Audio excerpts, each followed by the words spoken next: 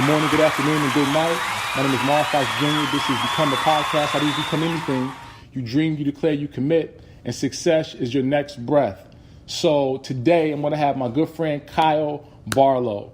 Kyle Barlow was a player that I coached while at Concordia, and then we became co-coaches. He was on the coaching staff, and then he went off to do some bigger and better things. But love this man's story, love his hustle, love his grind, love his basketball mind. He's a Concordia Cardinal, so I always got a place in my heart for alumni guys who decided to come to Concordia from day one and finish there. So there's always that love. The same way that Duke players or Michigan players or North Carolina players talk about people who went to their school and graduated and alumni, that's how I feel about my Concordia Cardinals. So we want to have a really cool conversation with Kyle about team chemistry, but also how he got from being at a small school like Concordia University to the University of Michigan and eventually where he is now at the University of Toledo. So we're going to call him up and talk to my man below. Just 1 second.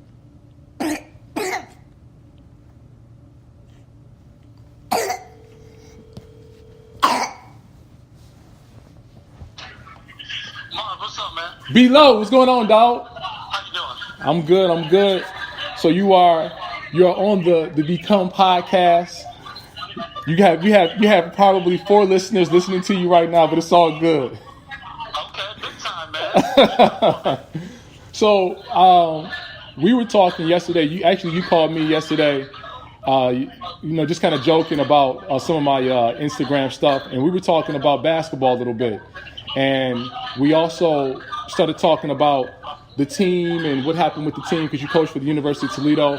Well, we started talking about the team, how they finished up, and you mentioned that one of your better players on your team went down with an injury, but in a big game. Was it the conference finals? Yep. So Actually, conference semifinals. Okay, conference semifinals. So in the conference semifinals, you guys took an L, but you guys gave yourself every chance to win. Conference finals. I'm sorry. I thought you said when he went down. Yeah. We made it to the conference finals. Okay, that's what I thought. Yeah, so he went down in the conference, and he went down in the semi-conference finals. You still won that game without your top player, and then you gave yourself every chance to win in the conference finals. And so the thing that stood out to me is that I thought that, man, you guys must have some good chemistry. The team must be really together in order for your best player to go down, but you win in the semi-conference finals and you win in the conference final, and you gave yourself a chance to win in the conference finals. And just want to talk about chemistry and what chemistry existed in this team that allowed you guys to play so well and even have a chance to win, even though that you didn't have your best player. That's a great question. It's probably the most mystifying, terrifying, agonizing, satisfying question to ask in sports. Because if you ask a coach, what is culture? What is team chemistry? There's no measurement for it, right? Like, you can't measure team chemistry. Like, coaches can say, "Oh, these guys hang out off the court. We have great team chemistry." Well, do you really?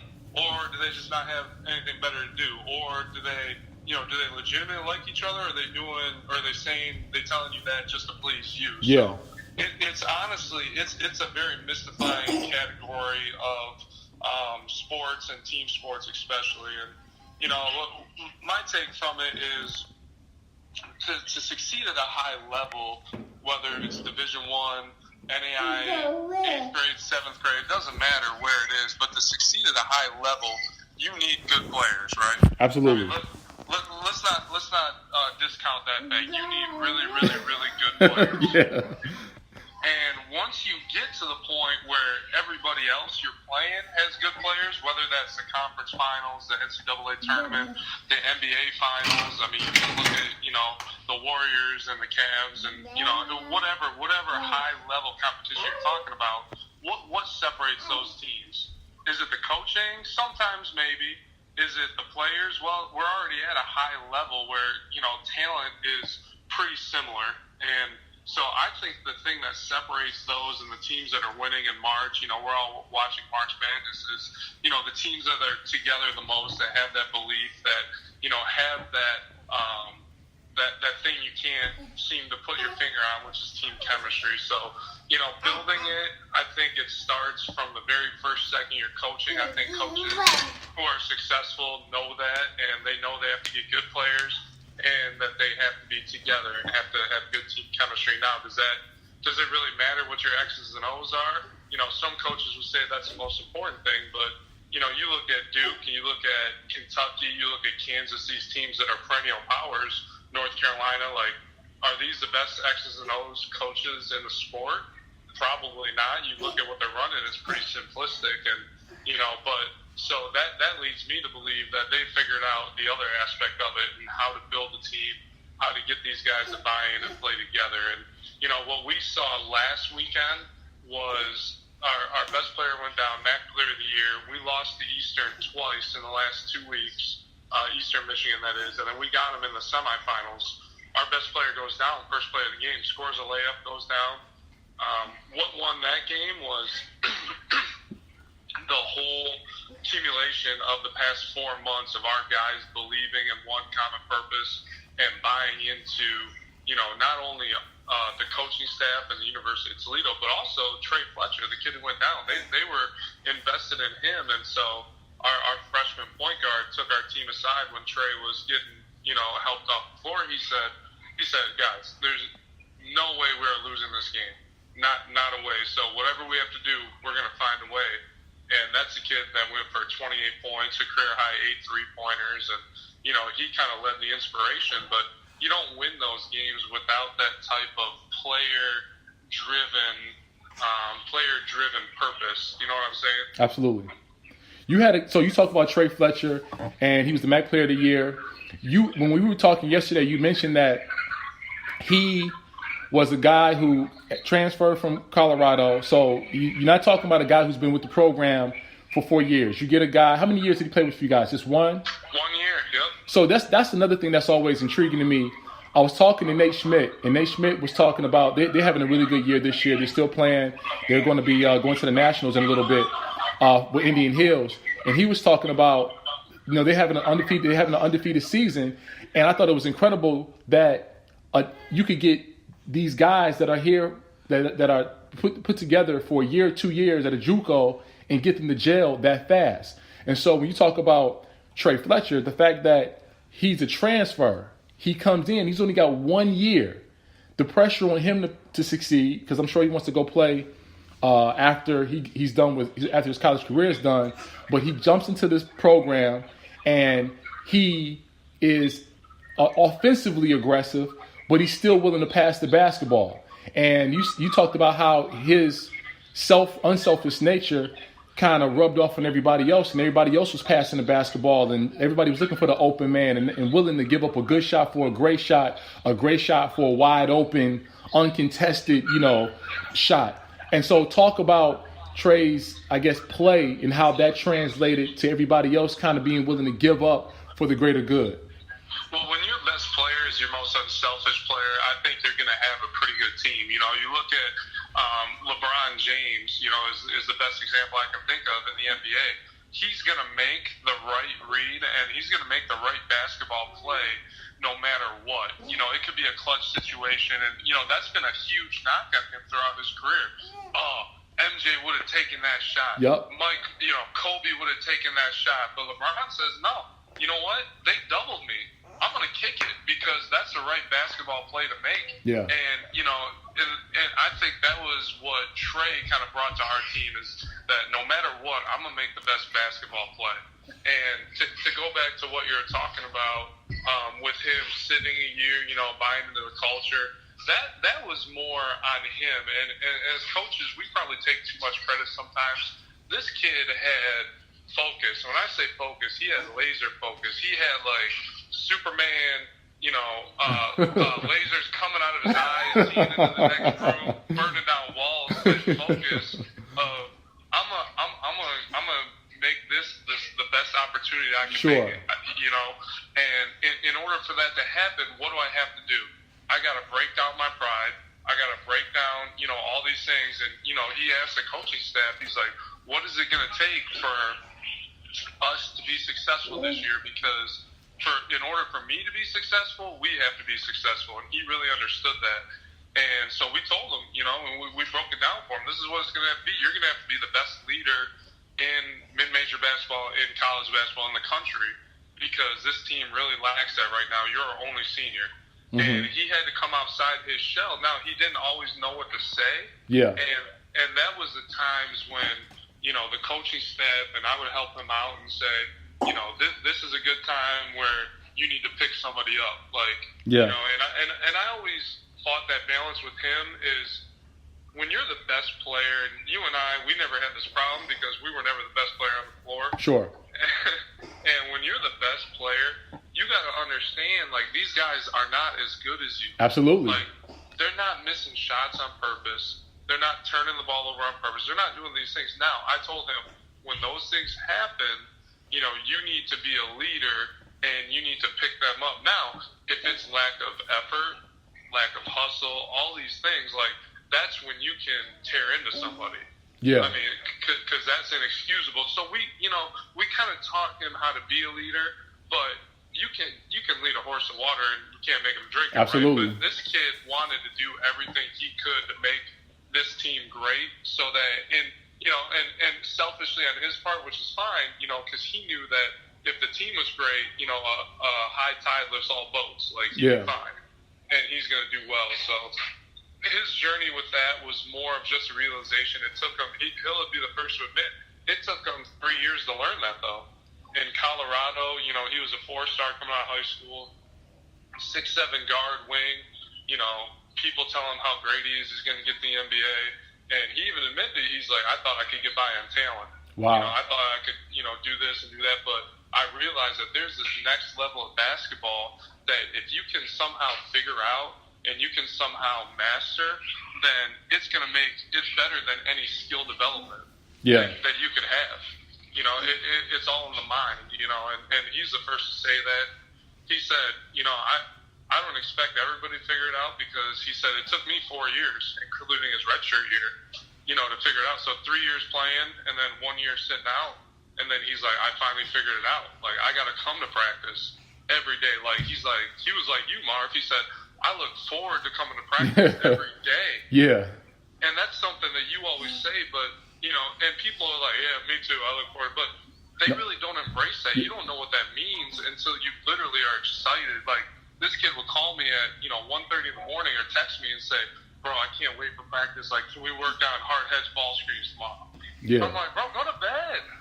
Shoot. I'm watching film from the night before, it's after a game or whatever. And I'm like, dude, go to bed, man. Yeah, we can work on that. You know what I mean? It sounds corny, but I guess it sounds corny to somebody who maybe doesn't coach, or maybe who's not in a good situation with good players, hasn't figured out the culture thing. But when you talk to players who have had the benefit of coaching good kids or good programs, there really is that kid out there who really is excited about the hedge drill. That's really excited about some, mundane or some small part of a bigger picture. They're really excited about this drill that seems very simple, or like you said, the hedge drill, or how we're going to come out, how we're going to break this double team of press. But there's some kid that's really excited about that. And when you have basketball players or period, who are excited about the little things, it shows up. It shows up. Even for you and I, we were role players, but we were both captains. We were both starters. We both played meaningful minutes. We ended games. And although we weren't star players, our love for the game and our love for practice showed up in that we gave ourselves a chance to play.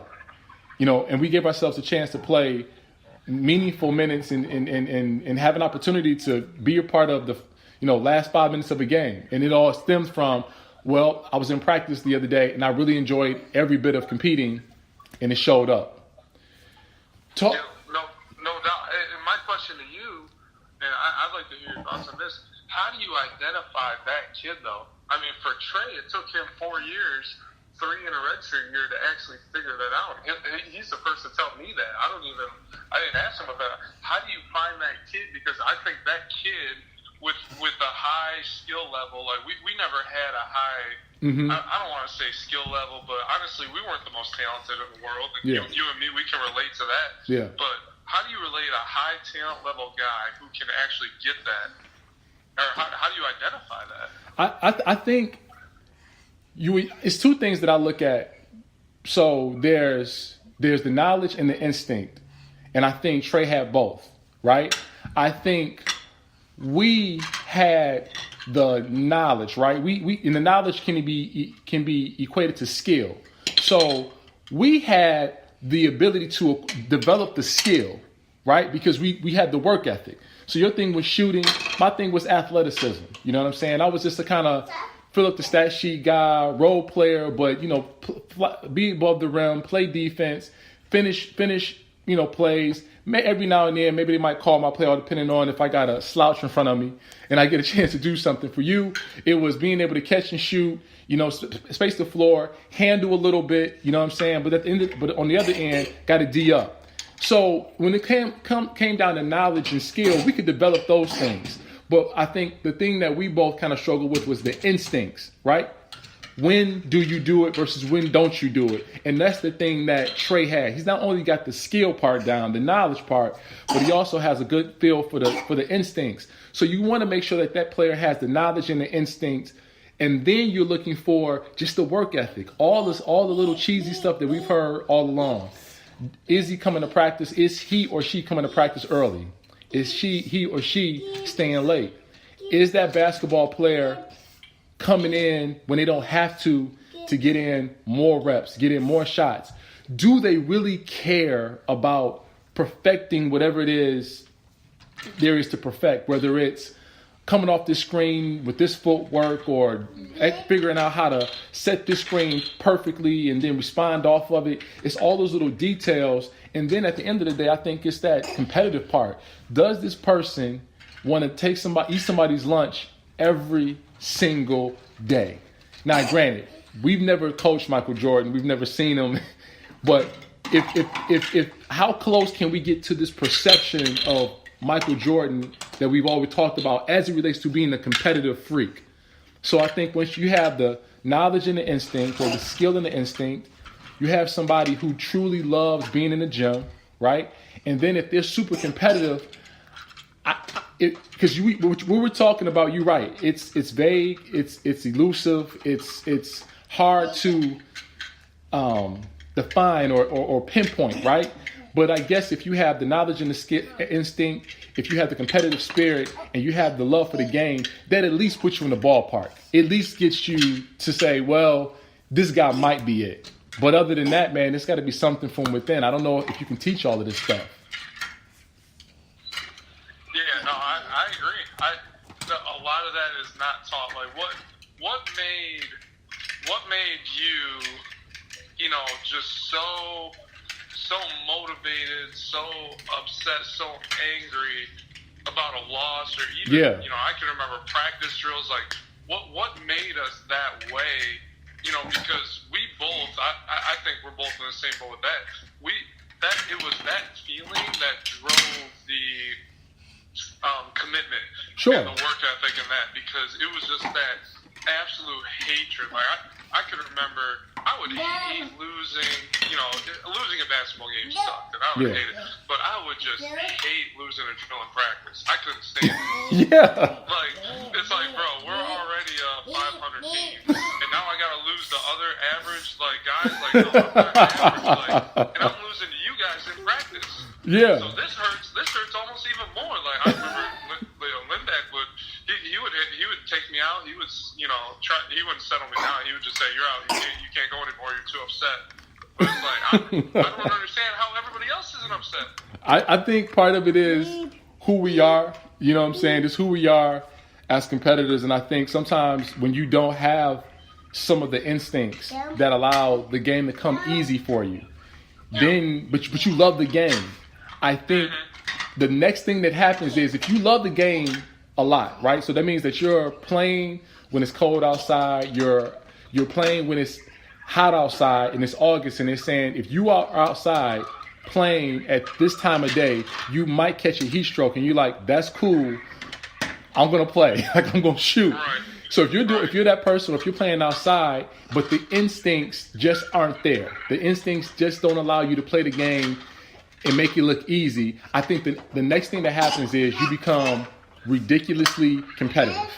Right. Because you can't understand why you can't have the instinct that player B has, even though you know for a fact that you outwork this dude sitting right next to you, but you're never going to be as good as him as far as production. So that's the next progression. Like, I love this game. I'll work really hard.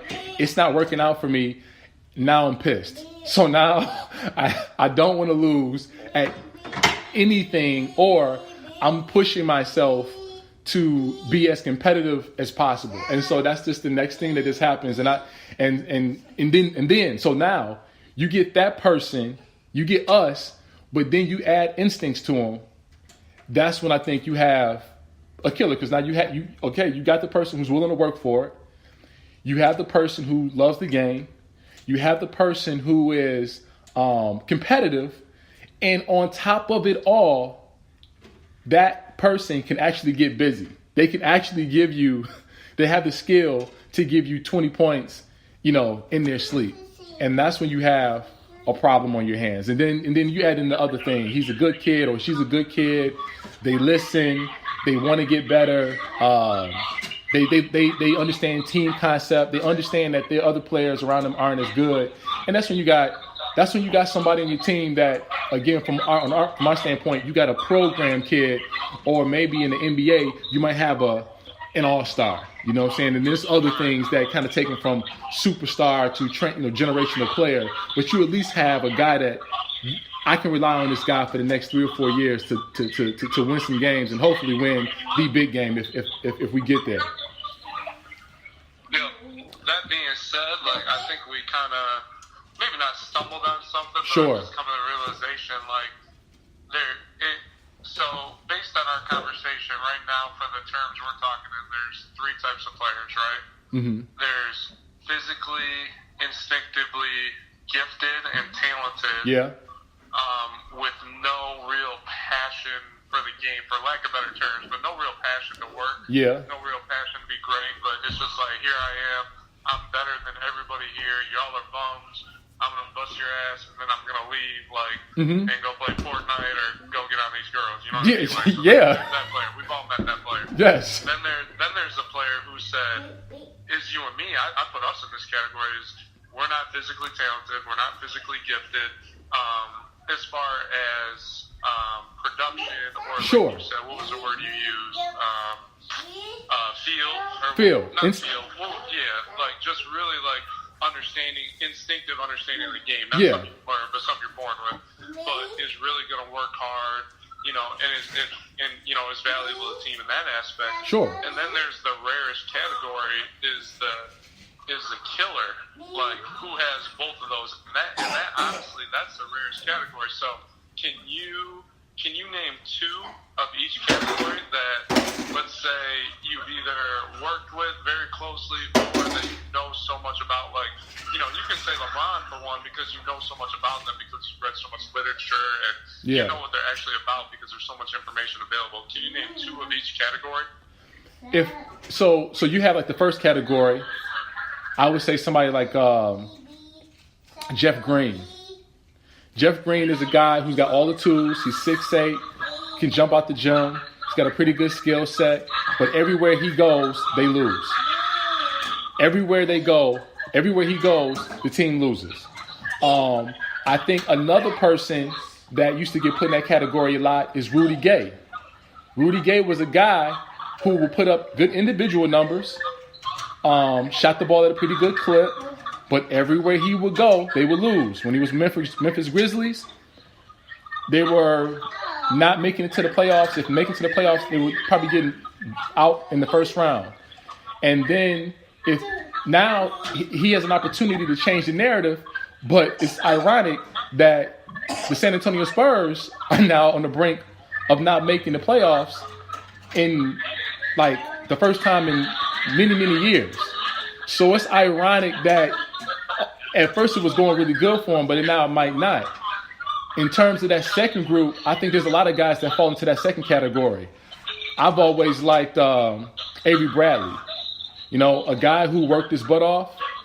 I don't think he has the instincts that Kyrie has, obviously, but through his hard work, his love for the game, his competitiveness, he's always giving guys a hard time. Another guard you can put in that category is Beverly. Shoot, I can't remember his name. He plays for Houston. No, not Houston. He plays for. He just got traded from. No, he's in a league. Beverly. Patrick Beverly, same guy. Here's a guy who had a long journey, had to go play overseas for a little bit, figured out his craft. He said, I'm gonna be a defensive hawk, right? I'm gonna defend guys. I'm gonna run the offense. He learned how to shoot the 3-ball. He learned how to make the in-between shots off the pick and roll when they take away the drive.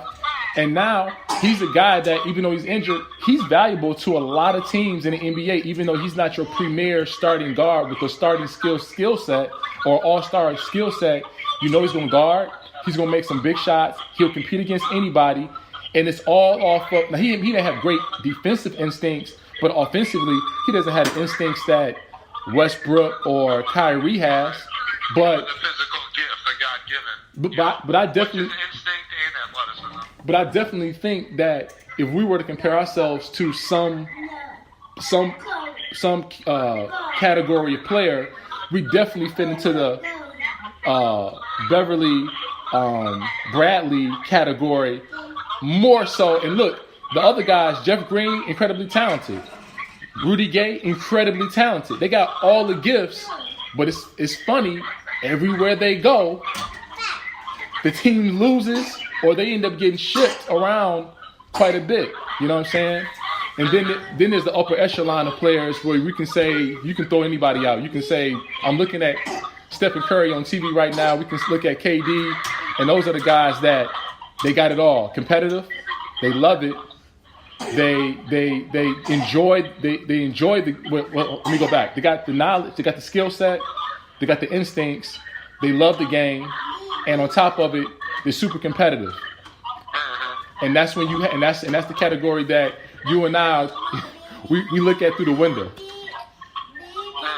it's funny because I see in that very rare category, it's usually only one, maybe two a team, if you're lucky to have that. Some teams have zero. A lot of teams have zero. Sure. Of that rare category. And I'm thinking back to my time at Michigan, Trey Burke was in that category. Yeah. Where he was just a killer. He wanted the ball in his hands. He was he understood the way that offense and defense worked, the way that players moved, and he had that gift of, his game was the exact same in college or high school, college, and the pros. Like, it's the exact same game. Yeah. And he's going to do the exact same thing, and that, in my opinion, that's a mark of a great player. Like, he averaged, maybe 17 in high school, maybe like one Mr. Basketball, maybe 20 or whatever. Came into college as a freshman, did the exact same thing. Sure. He was passing, he was shooting, he was slashing the lane. He did the exact same thing. And the level of talent that he played against didn't dictate what he was going to do and what he was going to get to, which showed an unbelievable amount of resolve in his game and his personality to be able to adapt that quickly.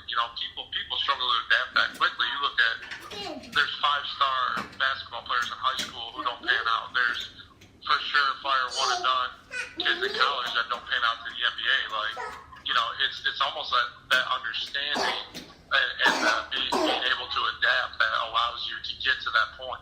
Absolutely. That's a good example. You watch the killer up close. You got a chance to see him work. Got a chance to see his work ethic. I remember you told me a story about how he was going against, I think it was an Ohio State player. Ohio State, yeah. What was it? Aaron Craft. And he was saying that, what was he saying to him? He said something about this work. How was he taunting him? I forget what I told you. So it was a story. It was a story about how Trey Burke and Aaron Craft would go at one another, right? Oh yeah. And you were talking about how Trey Burke was getting the best of Aaron Craft, and he started telling him, like, you're not about this work, or you don't put in this work. Right. Oh yeah. That's exactly. It was funny because I watched that game back on film or whatever, and you don't realize what went on when you watch a game Yeah. up close and personal. You could hear all the, this is a podcast, so I can say it, right? You can hear all the shit talking. Sure. You can hear all that. You can hear all that, which makes it that much cool. And we there was a number, top 10 matchup. I forget what we were rated, but we were either number 1, number 2, or number 3. It was a top 10 matchup, and they had gained us our first loss of the season. And Aaron Craft was the reason that Thad Mata did not recruit Trey Burke. I mean, remember, Trey Burke's from Columbus, in his backyard. He's from Northland, a city school right in the backyard of Ohio State, and they didn't recruit Trey. Yeah. They said, we got Aaron Craft, we really like. We got this other guard that's coming in the year after him that we really like. We don't have a scholarship. Things happen. Ends up in Michigan, has a great career. So Trey always hated. He had something for Ohio State. Aaron Craft knew that, and Aaron Craft was one of the premier defenders in the nation. Sure. You're talking, and so they're kind of going. The game's going. Kind of how you'd expect it to be going. We go on a run early, and then Ohio State hits us with a run. Aaron Craft gets a steal. I think it was off Trey and lays it up to take the lead late in the second half. And he's clapping, not in his face, but he's clapping up in the backcourt. He's picking them up, and he puts the double pistols up. With your hands, you do the pistol. Sure. He puts the double pistols up. He goes, your turn. I just gave you this work, and you ain't show me what you got. I might need. This is what I specialize in. And Trey's dribbling the ball down the court. Beeline's yelling the set, and Trey's dribbling. Say, you don't want these problems. You better stop. He said, no, your turn. And he keeps clapping. He goes, I'm telling you, you don't want these problems. You better stop. And he said, no, let's go, baby. I'm right here. And so Trey said, all right, let me see. I forget what the exact word he said. He said, basically, you ain't shit. Yeah. He said, who are you? You ain't shit. Better watch out now or something. Yeah. We ended up winning that game, and it was a great game. And Trey made a couple of big plays down the stretch. But it's just that those little things, man, that you remember so well, so vividly, more than the final score. I don't know if we won by 1 or won by 8, but I do remember that detail. Yeah, that's dope, man. That's dope. So look, I want to switch gears because we got about 12 minutes left, and I wanted to touch on your story, how you got to Michigan, and I may interrupt you every now and then because there's some things that I want to highlight. But if you can, in 12 minutes, can you talk about how you got from Concordia, small private Lutheran institution located in Ann Arbor, how you got from there to being the graduate assistant at Michigan, which is incredibly hard to get into. Yeah, and 12 minutes. Shoot, this could be its own separate podcast. Bro, and I'm thinking, look, Below. How did I get to Concordia? Well, look, man, I'm really having some second thoughts because I'm really thinking, like, man, you know what? We're gonna have to come back. Let's do that. Let's do that because this kind of does. I'm not trying to toot my own horn, but it really does deserve its own discussion. It does. I'd like to get your thoughts on a lot of these issues that we're going to bring up, and it really is. And it's not so much. Everybody has an underdog story. Everybody has that chip on their shoulder, whatever.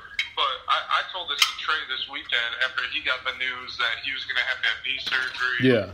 Can't play for a year. I said, Trey, I got a story to tell you. I never told him this story at all. But I'm telling the story about how he has such. I told you he has such laser focus. Yeah. I'm like, bro, if you are dead set on doing something, you're going to do it. Yeah. You know why? Because there's so many forces in this universe. You can call it the secret. You can call it the Holy Spirit. You can call it God. You can call it whatever you want.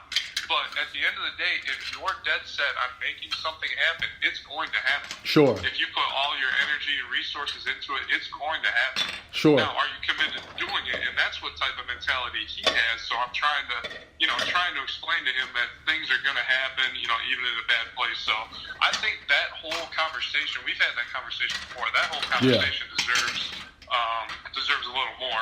You're right. You said something I thought was key. You said everybody's got an underdog story. But here's the key. Everybody does have an underdog story, but not everybody wants to, fill in the blank. or not everybody wants to read the story all the way through. They want to just read. They just want to go all the way to the end of the book, but they don't want to read every chapter or experience every chapter of that underdog story. And I think that's the difference between a lot of people is that, we all have this moment in life where we're not going to be at our best, or the objective might be overwhelming, or the amount of adversity may be overwhelming, but all we got to do is just see it through. And I don't know, and it's different for other people. You and I didn't grow up in, although I did grow up in Detroit, I didn't grow up around guns. I didn't grow up around violence. You grew up in Howard, Michigan. I'm assuming that there wasn't a whole bunch of things you had to deal with in terms of the streets. But there are some people who had to deal with that, but it doesn't matter what you had to deal with and what I had to deal with. At the end of the day, what we were dealing with was real to us, right? So there's other people out there that's dealing with some real deal issues, but what we had to deal with was real to us, and we dealt with it. And we dealt with it, and we figured it out. And you are absolutely 100% right. That story deserves its own podcast, because there's also, how did you get a Concordia? What took place at Concordia? What took place during the summers in between some of those years? And then you worked at Concordia for, was it 1 or 2 years, right? Yeah, so you worked there for 2 years, and then you finally get to Michigan. And then what it took to get to Toledo? I mean, that's so yeah, bro. So listen, man. I'll call you after we get done, and we can figure out another time to talk. I know you're doing some traveling right now. Maybe this might be an opportune time. While you traveling, I can kind of eat up about 45 minutes of your travels so that we can get some good content, tell this story that's awesome, and then and make your travels a little bit more easy or whatever, faster. Sounds good to me, man. I appreciate that. Yeah, that works. Well, B-Lo, man, look. Awesome pod. I mean, awesome pod, man. Thank you for coming on and taking some time with me. This Simon dropping blocks behind, by the way. No regard for what I'm doing here. But thanks for chiming in, and then let's get together soon and let's talk about when we can talk about this story, man, because it is pretty dope. Yes, sir. I appreciate it. Part 2 coming soon, man. Absolutely. Be-Lo, I'll be talking to you soon, dog. All right. Yep. Peace. That was my main man, B-Lo. As you can see, man, we can get talking because we both love the game, and he got some interesting things to say and some interesting perspectives. And he comes from a underdog type of place where I remember the first time that I seen him. He was brought in as a shooter, and I was kind of feeling myself, and I wasn't feeling myself for like anything cool, like just feeling myself for reasons that I can't even explain. But I'm feeling myself, and so I seen him, and he was shooting, but he was missing, right? He was shooting, and he was missing, no big deal. And I said something slick to him like, "You supposed to be a shooter. I don't see you making any shots, And then I probably like walked off into the sunset like I was somebody special. And he went from listening to my ridiculous self, and he ended up becoming a major part of our program. I got you. He became a major part of our program, became a team captain, became a guy that we can rely on, and became one of those guys where one second, Simon. And he became one of those guys that if you ask any of his teammates, hey, would you go into a dark alley if you could go into a dark alley with anybody, who would you pick? And I'm guaranteeing you, all of his teammates, all of them will pick Kyle Barlow. And I'll tell you this last story. That kind of sums up everything about Kyle Barlow. This is how tough he is. So we go to Hawaii, and our coach didn't want to get vans and stuff like that because it just a bit of a headache. But we were pretty close to from our hotel was pretty close in proximity to the gym where we had to practice. And so he said, listen, we can get on a bus. We can all get bus passes. It's going to be cheaper, less expensive. We can all get on the bus, and that could be our mode of transportation. And so obviously everybody wanted to just get on the van and something like that. But I don't know what the requirements were for, drivers and certified drivers and all this other stuff. It may have been too much liability at stake. So I'm in my hotel room and I see Kyle Barlow with what looked like the bus schedule. And he was standing, in my head, he was standing in the intersection, kind of like, moving east to west, north to south with this bus schedule, figuring out where the buses were going to go, right? So the next day, we all get up. We know we got practice time. We all kind of get going about an hour and some change ahead of time because we know we got to catch the bus. We got to walk to the bus stop, then we got to catch the bus. And we all get our bus passes.